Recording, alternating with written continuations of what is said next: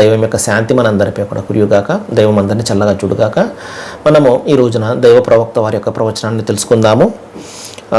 సహీ బుఖారి గ్రంథంలో 3038వ హదీసు దైవ ప్రవక్త ఈ విధంగా తెలియజేశారు.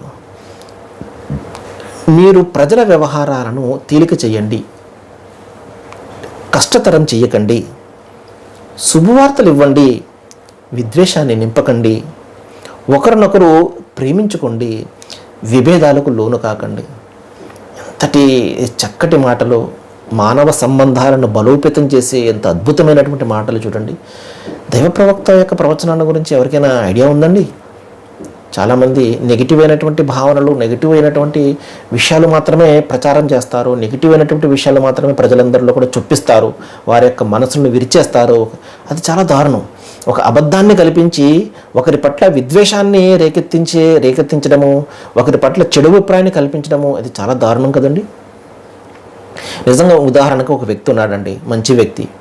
కానీ ఇంకొకరు వచ్చి ఆ వ్యక్తి గురించి చెడులు చెప్పి, దుర్మార్గుడని చెప్పి, అతనంతటి దుష్టుడు మరొకడు లేడు ప్రపంచంలో అని చెప్పినప్పుడు మీరు ఏం భావిస్తారు? నిజమేనేమో, ఇది అంతటి దుర్మార్గుడేమో, దుష్టుడేమో అని చెప్పేసి అతని పట్ల ఒక చెడు అభిప్రాయాన్ని కల్పించుకుంటారు కదా. మరి అది అతనికి అన్యాయం చేసినట్లే కదా. నిజంగా అతను దుర్మార్గుడు అనుకోండి, ఓకే. కానీ అలా కాదు కదా, అతను మంచివాడు. చెప్పే వ్యక్తి అతనికి ద్వేషాన్ని నింపడం జరిగింది అతని యొక్క మనసులో. అతను ఆలోచన చేయకుండా ఇతనిపై విద్వేషాన్ని నింపుకొని అతన్ని ద్వేషించడం మొదలుపెట్టాడు. అది అన్యాయం కదా. ఒక నిరపరాధికి సంబంధించి మనసులో విద్వేషాన్ని నింపుకోవడం అనేది, దీనికి కూడా దైవం మీద సమాధానం చెప్పుకోవాలి. నీకు ఏ అన్యాయం చేశాడని అతను నువ్వు ఆ విధంగా ద్వేషించావు, అతనిని ఏ విధంగా అసహించుకున్నావు. ఇస్లాం పట్ల కూడా అంతే. ఏ అన్యాయం చేసిందని ఇస్లాం నువ్వు ఎందుకు దాన్ని తిరస్కరించావు, ఎందుకు దాన్ని ద్వేషిస్తున్నావు, ఎందుకు దాని గురించినటువంటి చెడు అభిప్రాయాన్ని కల్పించుకున్నావు, దాని గురించి అధ్యయనం చేసావా, దాని గురించి ఎప్పుడైనా తెలుసుకున్నావా, దైవ ప్రవక్త యొక్క ప్రవచనాలను ఎప్పుడైనా విన్నామా, తెలుసుకున్నావా, చదివావా?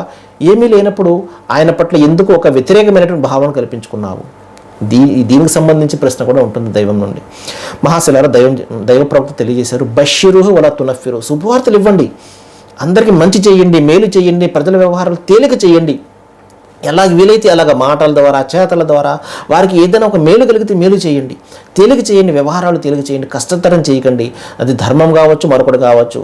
కాబట్టి అందరికీ తేలికైనటువంటి విషయాలు బోధించండి, తేలిక చేయండి, వ్యవహారాలు తేలిక చేయండి, విద్వేషాలను నింపకండి. ఏ విషయంలోనైనా ఒకరినొకరు ప్రేమించుకోండి, సహకరించుకోండి, చేతనైతే సహాయం చేయండి, కానీ ఒకరి మార్గంలో అడ్డంకులు సృష్టించకండి. ఇవి ప్రవక్త ముహమ్మద్ సల్లల్లాహు అలైహి వసల్లం వారు మానవాళికి బోధించినటువంటి మాటలు.